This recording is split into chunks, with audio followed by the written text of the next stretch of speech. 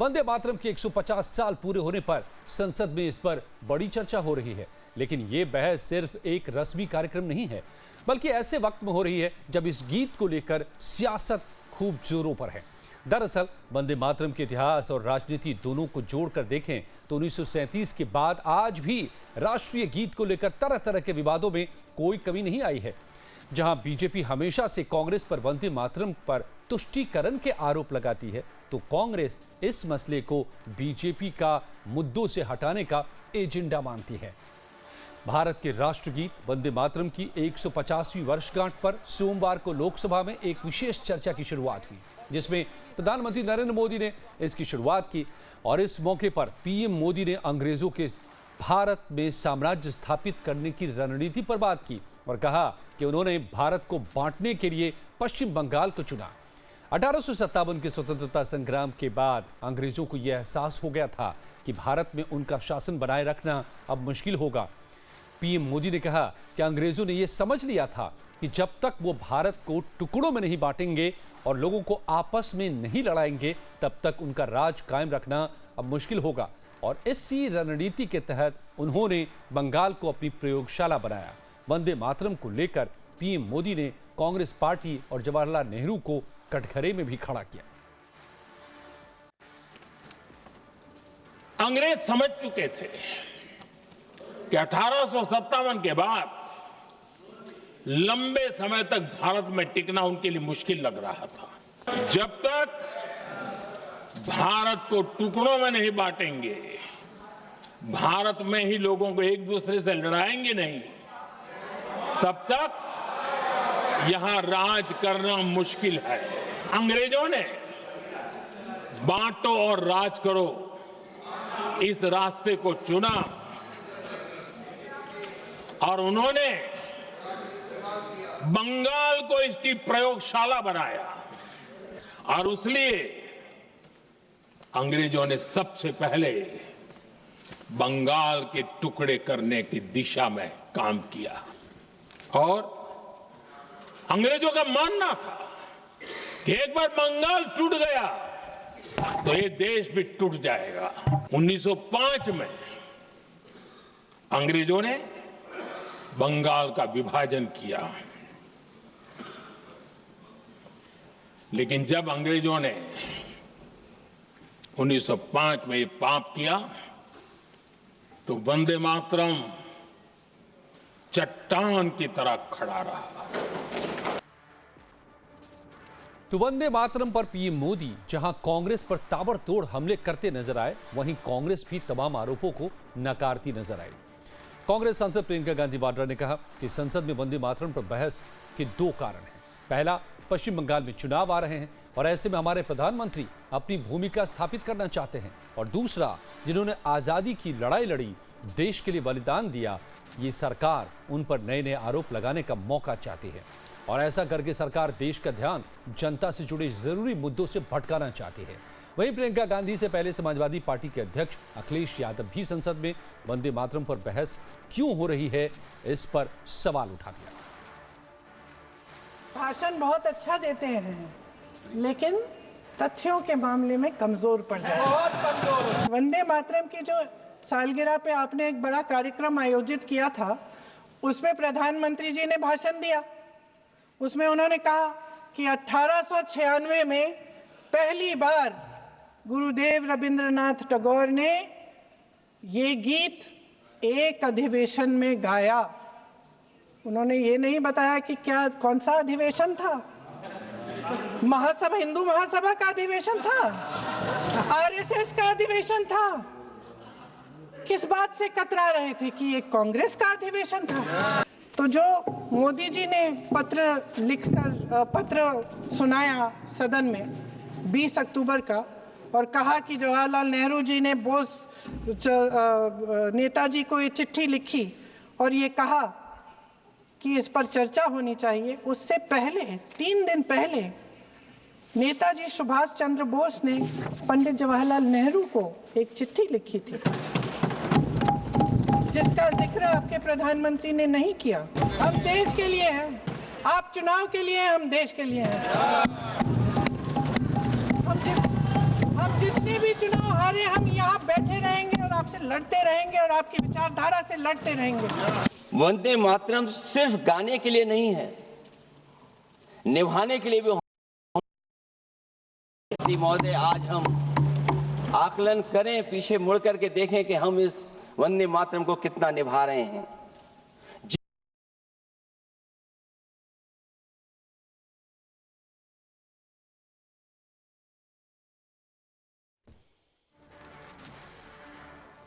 तो संसद में शोर है, वंदे मातरम पर बहस लगातार हो रही है और इसे लेकर पक्ष और विपक्ष लगातार एक दूसरे पर हमलावर भी है।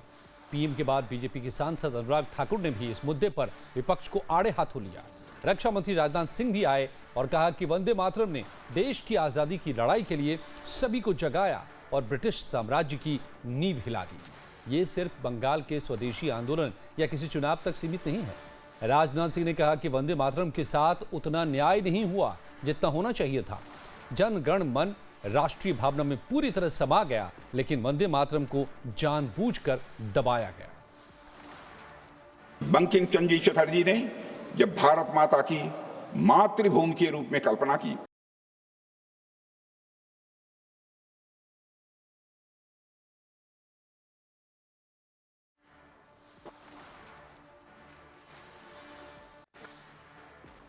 तो वंदे मातरम पर संसद में तकरार अभी होता रहेगा, लेकिन इस बात को समझते हैं कि बीजेपी ऐसा क्यों कहती है कि वंदे मातरम गीत को लेकर कांग्रेस जिन्ना के सामने झुके। तुष्टीकरण के लिए इस गीत के साथ समझौता कर लिया और पूर्व प्रधानमंत्री जवाहरलाल नेहरू ने किस तरह सिंहासन पाने के लिए राष्ट्रीय गीत के साथ सौदा कर लिया। तो राष्ट्रगीत में हिंदू देवताओं का जिक्र किया गया है, लेकिन आरोप ऐसे लग रहे हैं कि 1937 में कांग्रेस ने कुछ लाइन को छोड़ दिया और बीजेपी का यह आरोप जवाहरलाल नेहरू पर है। बीजेपी दावा करती है कि सांप्रदायिक एजेंडे के तहत 4 छंद को गीत से छोड़ दिया गया और सिर्फ 2 छंद का ही इस्तेमाल हुआ। वहीं बीजेपी कहती है कि 1937 में नेहरू ने बोस को एक पत्र लिखा और कहा था कि वंदे मातरम गीत मुस्लिमों को परेशान कर सकती है। वंदे मातरम की 150 साल पर संसद में बहस हो रही है, लेकिन सभी को पता है कि इस गीत से मुसलमानों को ऐतराज रहा है। साल 1923 के कांग्रेस अधिवेशन में इस गीत का विरोध हुआ था। मोहम्मद अली जौहर ने वंदे मातरम गाने से इनकार कर दिया था। मुस्लिम लीग ने कांग्रेस पर आरोप लगाया कि मुस्लिमों पर देवी देवताओं की पूजा थोपी जा रही है। मुसलमानों का तर्क है कि इस्लाम में मूर्ति पूजा वर्जित है। गीत में एक जगह मंदिर का और 2 जगह दुर्गा शब्द का प्रयोग हुआ है। वंदे मातरम में कुल 6 छंद हैं। गीत से शुरू के 2 छंद को ही अपनाया गया है और बाकी के 4 छंद पर मुस्लिमों का विरोध रहा है और बीजेपी दावा करती है कि मुस्लिमों के विरोध की वजह से ही 4 छंद छोड़ दिए गए, जो सरासर मुस्लिमों को खुश करने के लिए कांग्रेस की तरफ से किया गया था। और वंदे मातरम पर बहस को पंडित बंगाल चुनाव से भी जोड़ करके देखा जा रहा है। मौजूदा समय में पश्चिम बंगाल में एसआईआर पर राजनीतिक घमासान मचा हुआ है। वहीं अगले साल राज्य में विधानसभा चुनाव है। बीजेपी का अब सबसे बड़ा लक्ष्य पश्चिम बंगाल में टीएमसी को सत्ता से उखाड़ फेंकना है। वंदे मातरम के रचयिता बंकिम चंद्र चट्टोपाध्याय बंगाल से ही थे और इस गीत को नेताजी सुभाष चंद्र बोस का भी समर्थन मिला था। ऐसे में बीजेपी इसे बंगाली अस्मिता और टीएमसी की राजनीति से जोड़कर भुनाने की रणनीति पर काम कर रही है। और सबसे बड़ी बात है कि इस मामले पर टीएमसी ने चुप्पी साध रखी है। वंदे मातरम के इतिहास को देखें तो इसकी रचना बंकिम चंद्र चट्टोपाध्याय ने की। उपन्यास आनंद मठ जो 1882 में लिखी गई थी, उसी से इसे लिया गया है। रविन्द्रनाथ टैगोर ने वंदे मातरम को संगीतबद्ध किया था। वंदे मातरम 1896 में पहली बार गाया गया और 24 जनवरी 1950 को इसे राष्ट्रीय गीत का दर्जा मिला और संविधान सभा ने राष्ट्रीय गीत का इसे दर्जा दिया था।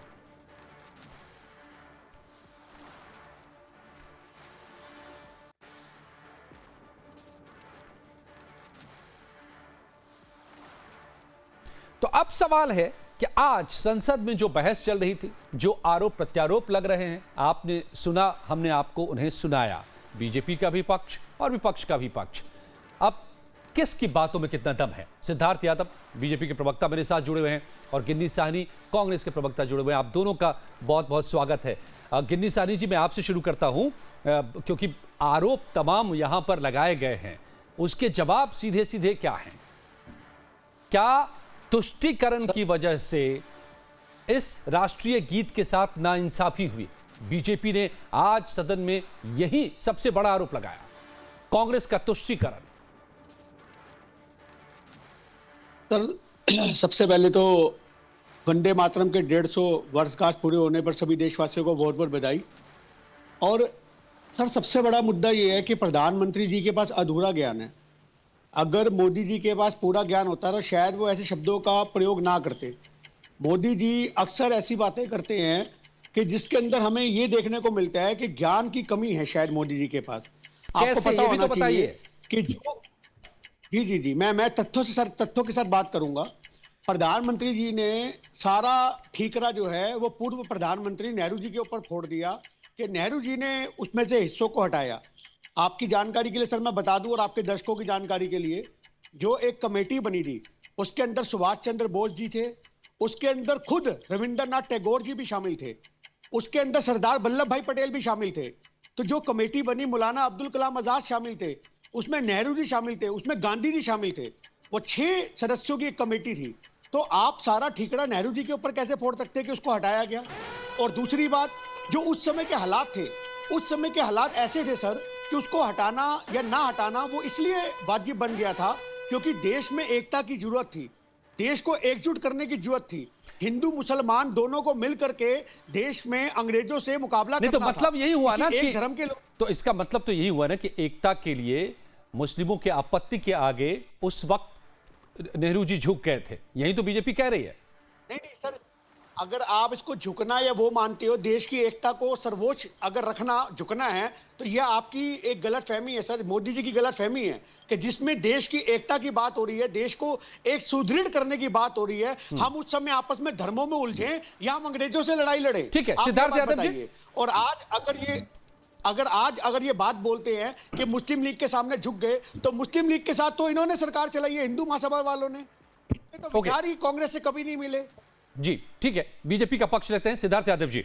तो क्या ये पश्चिम बंगाल में चुनावी फायदे के लिए ये पूरा आयोजन, ये पूरी बहस और जानबूझकर बार बार पंडित नेहरू पर अटैक, ये मकसद आज की बहस का क्या, जो कांग्रेस की तरफ से आरोप लगे हैं आप पर? देखिए, मुझे लगता है कि वंदे मातरम जैसे विषय पर अगर देश की संसद में चर्चा हो रही है तो उसको इतना कमतर करके कहना कि ये किसी राज्य के चुनाव से जुड़ा हुआ है, ये देश के राष्ट्रीय गीत का अपमान है। हम हमारे देश के राष्ट्रीय गीत का 150वां वर्ष मना रहे हैं। देश भर के अंदर वंदे मातरम को लेकर के एक सार्थक चर्चा बने, ये राष्ट्र प्रेम के लिए एक धुरी बने, देश के जितने नागरिक हैं वो इसको आधार बना करके और ओतप्रोत हों। और प्रधानमंत्री जी ने जैसा कहा कि 2047 में विकसित भारत की कल्पना जो हमारी है उसको पूरा करने में आगे बढ़े, ये इस चर्चा का उद्देश्य है। लेकिन सिद्धार्थ जी, चर्चा में जो तर्क रखे गए उसको देखकर, नहीं सिद्धार्थ जी एक बात नहीं, सॉरी माफ कीजिएगा, आपको मैं बीच में टोक रहा हूं। वजह यह है कि आपने जो एक आदर्श उद्देश्य बताया इस बहस के पीछे, वो चर्चा में तो दिखे नहीं, उसमें तो केवल आरोप लगे, शुरू से आखिर तक केवल आरोप ही आरोप नजर आ रहे हैं। नहीं, ऐसा नहीं है। आप ऐसा बिल्कुल नहीं है। आप प्रधानमंत्री जी की स्पीच को उठा करके देखिए, पहले 20 मिनट प्रधानमंत्री जी ने केवल हम वंदे मातरम स्वतंत्रता संग्राम में कितना महत्वपूर्ण था, देश के सेनानी उसको कैसे गाया करते थे, कैसे प्रतिबंध लगता था, अंग्रेजों के लिए कैसे वो नासूर बन गया, कब उसकी रचना हुई, कब वो गाया गया, कब प्रतिबंध लगा, केवल उस पर जानकारी है। प्रधानमंत्री जी ने यहां तक भी कहा कि इस चर्चा को लेकर के आने वाली पीढ़ियां संसद की चर्चा को उठा करके वंदे मातरम की जानकारी को और सुपुर्द कर पाए, ये चर्चा का उद्देश्य होना चाहिए। तो देखिए फिर इतने आरोप क्यों आ गए, क्या आरोप? इतिहास काल में, अब मेरी बात को आप पूरा करने दीजिए, अब मेरी बात को तो पूरा करने दीजिए। अगर इतिहास काल के अंदर वंदे मातरम के साथ अन्याय हुआ या तुष्टीकरण उसके साथ किया गया या देश में एक ऐसा सोच और विचार रहा जो आज तक फल फूल रहा है कि वंदे मातरम के अंदर कटनी छटनी कर दी गई, तो क्या 150वें वर्ष में वो चर्चा नहीं होनी चाहिए? क्या स्वतंत्रता की आजादी हमारे देश में नहीं है? क्या अभिव्यक्ति की आजादी नहीं है? अब मैं 10 सेकंड लेता हूं। कांग्रेस पार्टी के प्रवक्ता बहुत सी बात कह रहे थे, मेरे पास किताब है, किताब का नाम है selected works of Jawaharlal Nehru, ये उन्होंने खुद लिखी है। क्या लिख रहे हैं जवाहरलाल नेहरू इसमें? We have recognized that in the rest of the song there is ideology, imagery, allergy, etc., which people of various groups cannot put up with. Therefore, if there is ideology which various groups in India cannot and honestly accept, then it is improper ideology for the national song.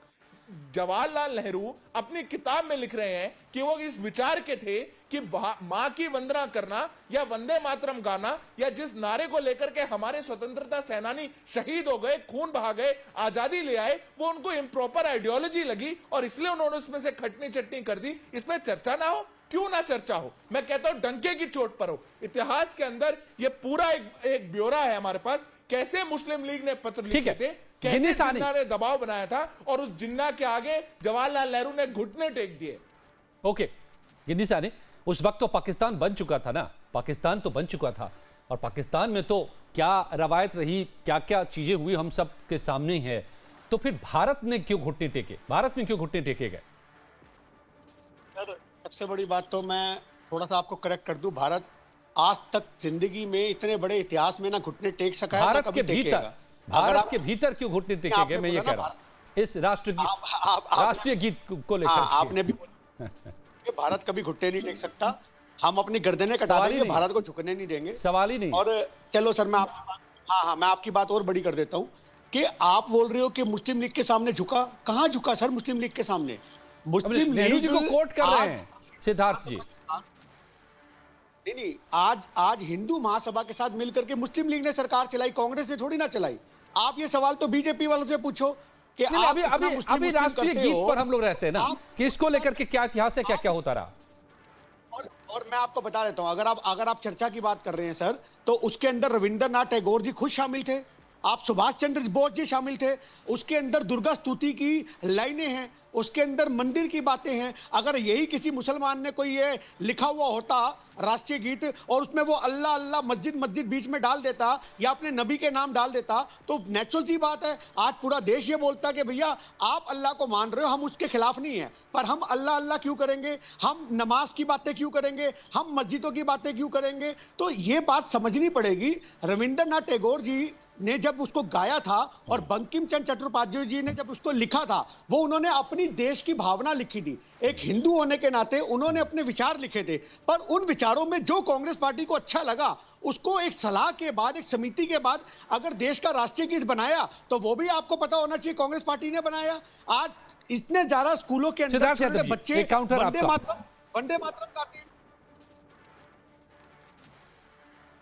मैं पूछता हूं, मैं पहली बात तो स्पष्ट कर दूं, भारत ना कभी घुटने टेका है ना भारत कभी घुटने टेकेगा।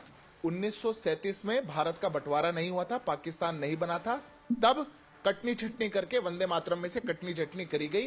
तब मुस्लिम लीग की अध्यक्षता कर रहे मोहम्मद अली जिन्ना के साथ अपनी तुष्टीकरण की राजनीति को सेट करने वाले जवाहरलाल नेहरू दबाव में आकर के वंदे मातरम से कटनी चटनी करके। दूसरी बात 75 में लिखा गया, मैं आपके बीच में नहीं बोला था, मैं आपके बीच में नहीं बोला, मैं आपके बीच में नहीं बोला, आप सभ्यता से डिबेट कर सकते हैं। मुस्लिम लीग का नाम इतना ज्यादा मत बोलिए, आप आज भी गठबंधन में हैं। केरल के अंदर मुस्लिम लीग के साथ चुनाव लड़ती है कांग्रेस पार्टी, तो इतना दूर मत लेके जाइए कि आप खुद फंस जाए बहुत भयंकर। अब गिन्नी जी मैं आपके बीच में नहीं बोला था, आप ही को बोलना है तो आप बोल लीजिए, मैं ऐसे डिबेट नहीं करता हूं। बोले सिद्धार्थ जी, आप बात पूरी कीजिए। मैं ऐसे डिबेट नहीं करता। इनको बताइए अजय जी, आपको उनको रोकना पड़ेगा, ये तरीका नहीं हो सकता। दो लोग हैं डिबेट पे। आपकी आवाज जा रही है सिद्धार्थ जी, आप बोलिए, आपकी आवाज जा रही है। नहीं, आपसे सर्टिफिकेट नहीं, आपसे सर्टिफिकेट नहीं चाहिए किसी को, और कांग्रेस पार्टी का कितना ज्ञान कहां से है वो मेरे को कहने की जरूरत नहीं। 75 में लिखा गया, 93 में गाया गया, 1907 में प्रतिबंध लगा, पूरा गीत था। कांग्रेस पार्टी कौन होती है तय करने वाली कि 37 में कटेगा छटेगा? और आप सुभाष चंद्र बोस का नाम ले रहे हैं। मैं दावे के साथ डंके की चोट पे कहता हूं, ये तथ्य की बात करें, सुभाष चंद्र बोस ने विरोध किया था, सुभाष चंद्र बोस ने विरोध किया था वंदे मातरम में कटनी चटनी का, उसके बावजूद जवाहरलाल नेहरू ने किया। आप लोग देश के एक वर्ग को खुश करने के लिए इतनी लंबी लाइन खींच देंगे कि वंदे मातरम भी अब धर्म के आधार पर हो गया। अरे वंदे मातरम के 2 पैरा भी आज देश में एक वर्ग नहीं गाता, और आप तालियां बजाते हैं उस वर्ग के लिए क्योंकि आपको वोट बटोरना है। वंदे मातरम के 2 पैरा तो आपकी स्वीकृति है, वो क्यों नहीं गाता एक वर्ग? पर आपको चूंकि वोट लेना है तो आप चुप रहते हैं।